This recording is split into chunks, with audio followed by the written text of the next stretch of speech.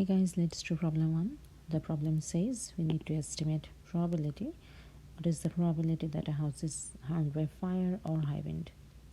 We know probability is the ratio of number of times an event occurring to the total number of times all the events are occurring.